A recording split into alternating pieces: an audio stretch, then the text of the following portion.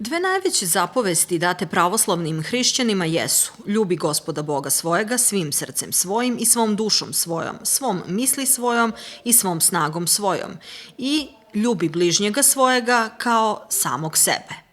Veliki vaskršnji post koji je u toku pravo je vreme za pokazivanje brige i ljubavi prema bližnjima, a bližnji nisu samo naši srodnici, već svi ljudi.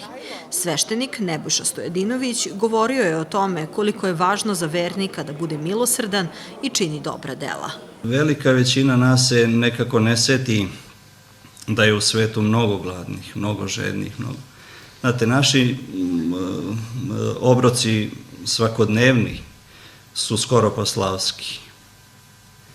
A da ne govorimo o onim obrocima nedeljom, kada se porodica okupi cela i tako dalje, da ne govorimo o obrocima za Vaskrs, za Božić, kada tu ne znate šta ima sve na stolu. A pritom se ne setimo da neko dete u nekom od ovih naših okolnih sela možda nema. To je ono što je samo po sebi veoma pogrešno i što nije dobro.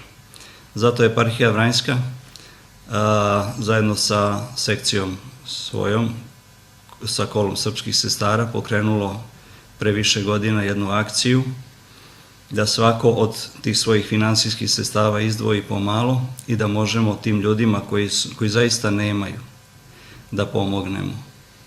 I iz godine u godinu se taj krug ljudi širi i mi zaista sada imamo veliki broj ljudi koji hoće da pomognu.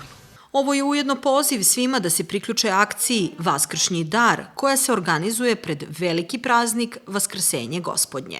Mi već u crkvi imamo, na ulazu crkve sa desne strane, imamo postavljen oglas i tu na tom oglasu se mogu informisati i brojevi su telefona tu, gde se i na koji način mogu donirati ta sredstva, znači da li ta finansijska, mogu se dati i kome se dati, može se uplatiti preko žiroračuna, tu je dati su žiroračuni na koje se može uplatiti i na taj način će se ljudi informisati, a evo i ovako kroz sredstva informisanja mi možemo pozvati naše parohijane da se uključe.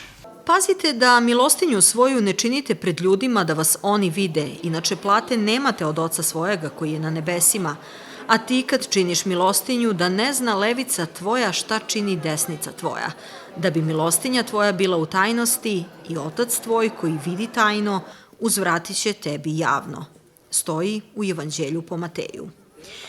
Iz ovoga se može zaključiti da kada činimo dela milosrđa i dajemo, to treba da radimo skromno i u tajnosti, bez isticanja pred drugima.